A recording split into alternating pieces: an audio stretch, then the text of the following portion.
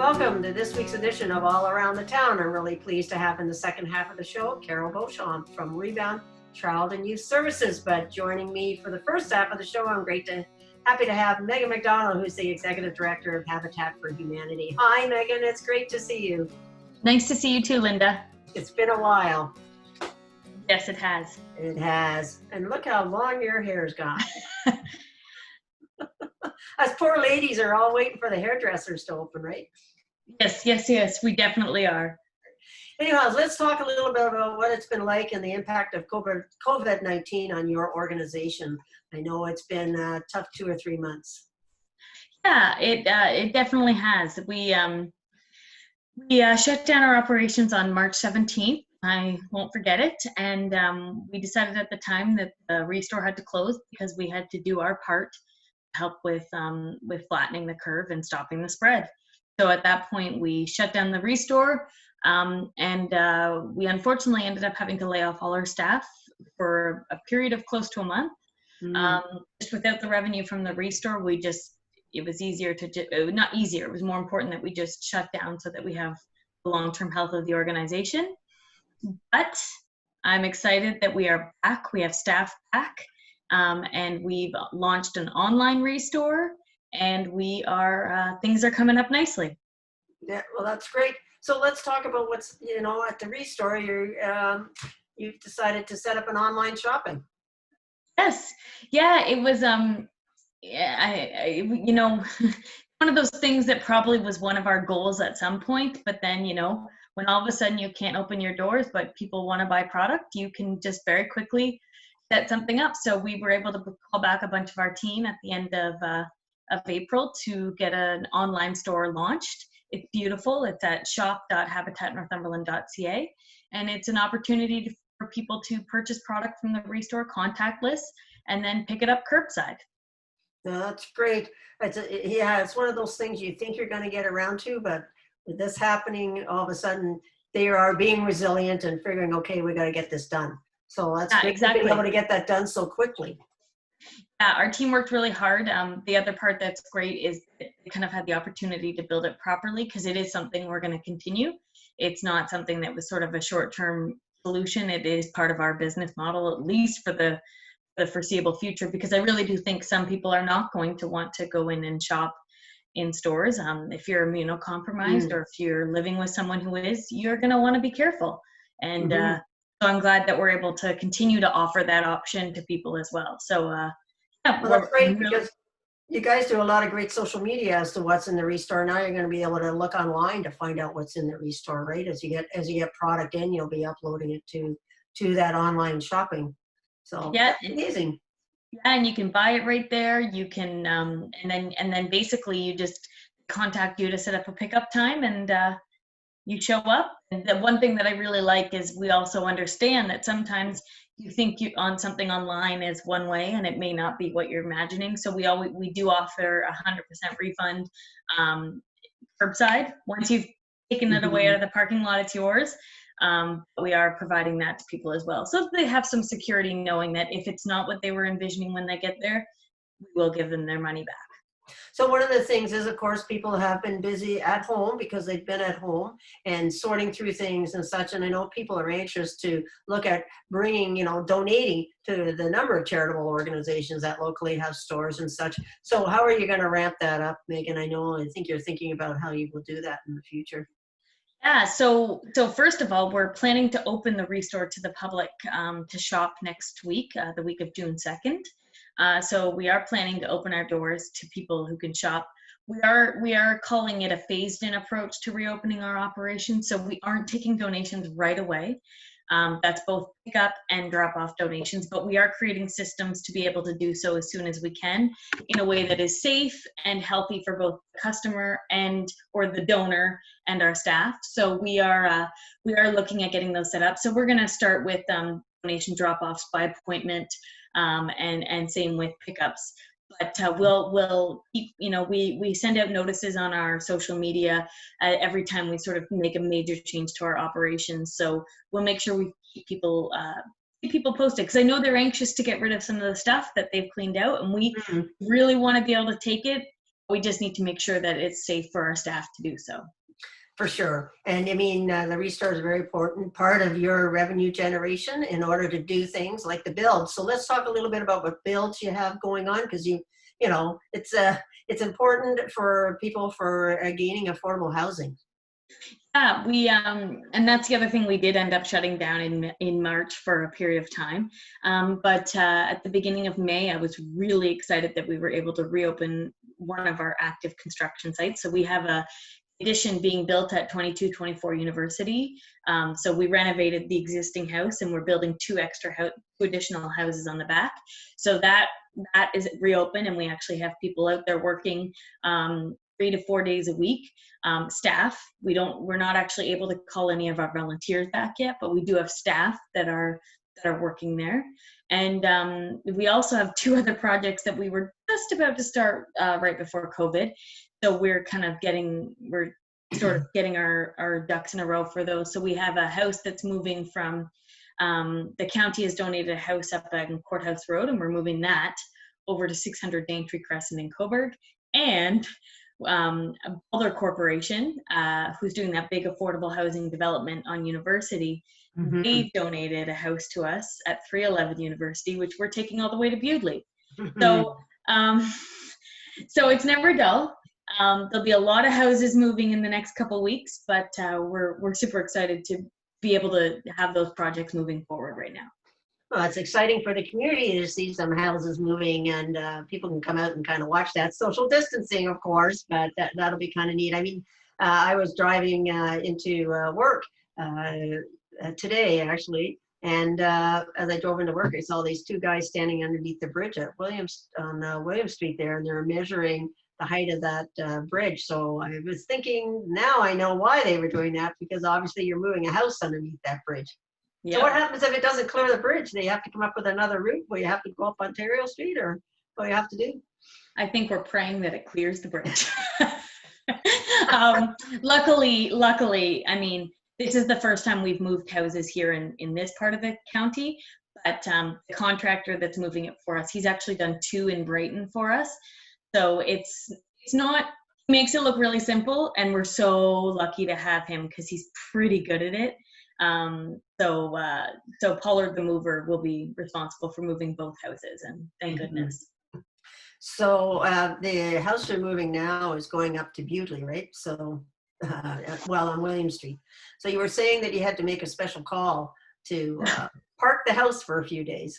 Yeah, we're going to be, so it can't go all the way to Bewdley right away. And so we've been working with some local partners, and I'm hoping to be able to announce the awesome partner who has agreed to allow us to park the house in their parking lot for a couple months. We're just sort of finalizing things with the municipality to make sure that we're meeting all the requirements. But yeah, it was kind of a little bit scary when we realized we needed to get this house out so that we could start construction, but we couldn't take it all the way to the actual lot. So I think we have a really lovely partner who's stepped up. So I can't wait to be able to announce that on social media as well. Well, you know, that'd be kind of neat, seeing a house sitting in a parking lot. Like it's going to attract a lot of people. They're going to wonder what's going on with this house. Maybe we should get Kevin Fast to pull it again. Pardon? Maybe we should get Kevin Fast to pull it again. Well, you should think about, could we make this a little bit of a fundraiser for Habitat? I don't know. You should think about that, because I think it would be a very unique thing to see a house sitting in a parking lot somewhere. So that's great. But on top of now, so you're building, your restore, your other things you're busy with are some of your other programs that help people stay in their homes. Yeah, and that's one thing, we never shut those down. So we deliver a couple programs on behalf of Northumberland County that really help. We call it our home repair suite, and it ensures that people, there's a couple different programs and funding sources, but really at the end of the day, I mean, Northumberland United Way is a key partner with those too. At the end of the day, we offer opportunities to help families stay in their homes. And so those programs never shut down, and we're really, we're modifying it a bit right now just because our administrative office is closed, but staff are working on those programs, as well as we offer the furniture program in the restore. So people that are stabilizing housing can access furniture. And so all of those programs are continuing, and we want to make sure people know that so that they can access the services that they need, because this time is hard on everyone in so many ways. For sure. It's been pretty amazing as I've talked to a number of different charities, how resilient everybody has been and how everybody's thought about how could they continue to provide service and assist their clients during this, very challenging time.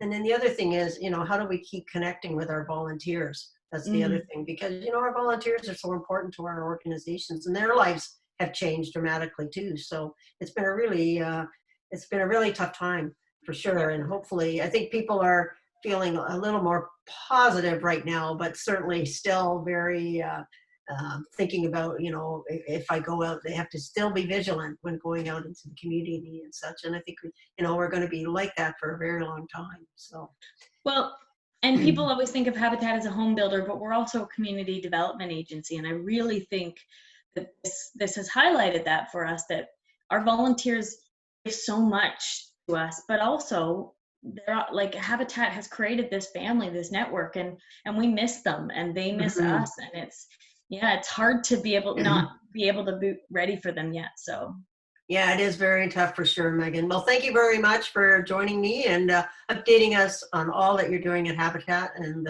as always, you're doing a lot of great work in the community. So thanks very much. And please stay tuned to the second half of All Around the Town.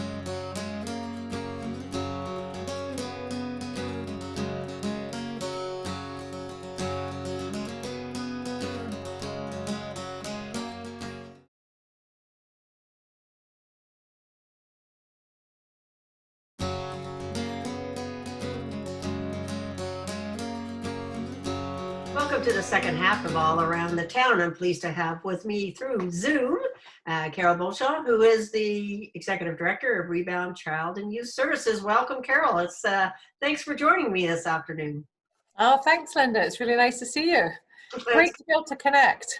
Yeah, it is great to connect. And, I wanted to spend a few minutes talking to you, and let's talk about what's been happening with Rebound and how you've had to change things as we've gone through this whole COVID-19 situation. So, it's been 2 or 3 months now, and I know you've been looking at how you can provide your programs to your clients and looking at how your staff and people all deal with the situation that we're dealing with every day right now. So, Carol, let's talk a little bit about that. Yeah, it's really been an interesting time, Lynda. We had to switch basically on a dime to everyone working off site, and our team did an amazing job because we've from day one been providing services virtually. Obviously, it's much easier with one-to-one services, so we're providing services by phone, by video, by text, and it's working out incredibly well. In fact, so much better than we thought, because some clients actually really almost prefer to deal by phone and video, and others absolutely would prefer the one-to-one. And that connection when you see people is definitely missing. But what we've really been finding is that the people that really need the service are really benefiting from it. And even our partnership with the walk-in clinic, we've been doing that virtually as well. So that's being done by phone as well, 2 days a week. So those services are just almost going on seamlessly, and which has been great, and it's interestingly a different way of engaging with clients even, and sometimes it's a way of involving sometimes a mom with a younger child and stuff, and they even get a better understanding of what's happening. So it's actually been a wonderful process, and our team have actually benefited from some great training as we've been going through as well. So we've been doing training on virtual platforms and stuff like that, and so that they can provide the service in a really meaningful way. So yeah, it's very exciting actually. So it's interesting, I was just talking to MacDonald, and she was saying, they've got an online restore now, which is something, might have been a vision for the future, but they've ended up getting it all up and running in a very short period of time. And I guess for yourselves too, you never thought you'd be providing your services so much virtually. You might have done a little bit of that previously, but now you're doing it every day type thing. And I'm sure that's been a big change for the staff, but something that you never thought, is you mentioned, has, a lot of people appreciate the virtual service, and they, Yeah. they engage well through the virtual service.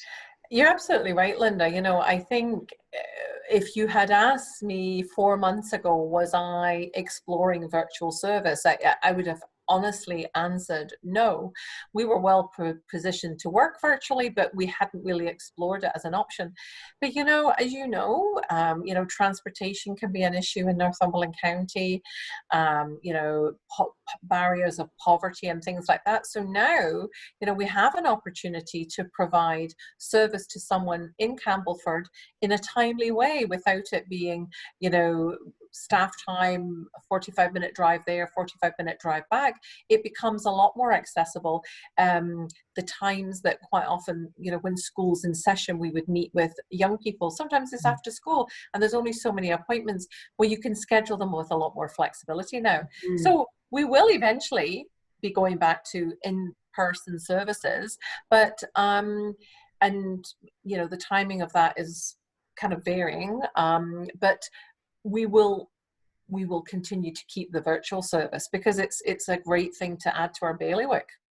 No, and that is great. You'll be able to sort of give the option of either or, coming in person or doing a virtual visit, which is really nice. And you hit on a big thing there when you talked about transportation. Transportation is such an issue in the county. And so now somebody in Campbellford can talk to somebody in Coburg very easily, or from Brighton. So, you can provide your services across the county in a kind of a seamless way, that way, being able to do it virtually. So, it's really wonderful. I was just going to ask you what it's like, how do you access the walk-in clinic? How does that work? That's by phone. So there's actually a phone number. So clients will just call the phone and they'll be screened exactly the same way they were before. And so young people, those under 18, they will come to a Rebound worker, and for adults, they'll go to the adult workers through the Northumberland Hills Hospital Community Mental Health Counselling Service. So have you found, because this has been a very stressful time, a lot of anxiety out there. How have you found the number of people? Have you found, we've had an increase in clients, but have you had a really steady stream of clients accessing your service? It's been interesting. So initially, the numbers really went down, which was surprising because we thought, oh, that's interesting, but then now they're really starting to increase now, as people feel more comfortable with reaching out via phone. Even initially, we connected with all our clients that we usually provide service to face to face, and some said, oh, I'll wait till we can come in, and we got back to them after 4 weeks, and most of them started to say, no, we'll take the service virtually. And the same thing on our waiting list. Initially some people said, no, we'll wait until we can access services in person. And now people are accessing them on the virtual platforms. And people are now understanding, we're still available for service. So now we're seeing that increase in referrals happening. So that's really positive. So some of the things you have been continuing to do is like your Triple P program that you've been able to help parents with, right? You're still doing workshops and such to do that. We're doing a huge number of our programs right now in many different ways. So Triple P, we're providing service, one-to-one service, but also we have a seminar series that's just starting, and that will be starting June 3rd, 10th, and 17th. And so that's going to be happening on those 3 days, and there's going to be seminars on the power of positive parenting, raising confident and competent children, and raising resilient children. So those 3 seminars are coming up in June, which is great. What time of day are those, Carol? They're early evening. Now, actually, they'll be early evening. I did not write down the time, and I apologize for that. But if you want to, you can go onto our website and find the link to that. Yep. And there's a phone number if anyone wants to register or have more information, which is 289-251-5374. Well, that's great. And so what are the other programs they're still running? So our FASD parent support group, that's a support group that meets monthly, and that meets in the last Wednesday of every month. So they're meeting, their times have been varying slightly, but they're meeting around 7:30 on a Wednesday, the last Wednesday of the month, and that's really a positive one. We're actually still managing to do our tutoring online, so that some of our tutors have been managed to pivot and provide the services via online media. And so there is a staff member on the call, on the virtual call, as well as a tutor and one of our the students as well, and that's actually been going really well. So say, would that be helpful, you know, with, of course, the schools not being in right now, being able to have tutoring and to help, because they're doing a lot of online learning too? Yeah, absolutely. And, you know, I think the schools have been doing a terrific job, and the teachers that the kids are working with are doing a great job too. But there's still some other kids, you know, that relationship they have with their tutor is a different kind of relationship. It becomes a little bit of a mentoring relationship, and they can go at a different pace and have that one-to-one time and to support what they're learning at school, so, or learning in the virtual world of school. So yeah, it's been actually working out really well. And we've actually started a seminar series. So we've had three so far. In fact, one was today at 2:00 on first aid basics and safety for families. Mm-hmm. And then we have another one coming up on June 10th. That's with Molly Clintworth, and she's doing staying physical. Then we have another one on June 24th, and that's going to be on mindfulness. We have a couple that are already up, and you can access the recordings, creative and meaningful learning at home, which actually makes a lot of sense right now, and self-care during the pandemic. So we're going to be running a series of webinars on Wednesdays at 2:00 every other week. So as I say, there was one today, the next one's on June 10, and then June 24, and they'll be rolling every other week, and we'll be posting those on our social media as well as the website as well. Yeah, so that's great, because then people can, you know, if they can't attend when they're on in the afternoon, they can at least listen to them at another time just by going to your website. Yeah, yeah. And another thing we're releasing is we have sort of triple P pointers during the pandemic, and they're being released almost every day. And you can link to them either through our website or through Positive Parenting Northumberland. And one of the things we've actually put on our website is a whole bunch of resources. So we've got COVID-19 resources, we've got Rebound resources, we've got learning resources.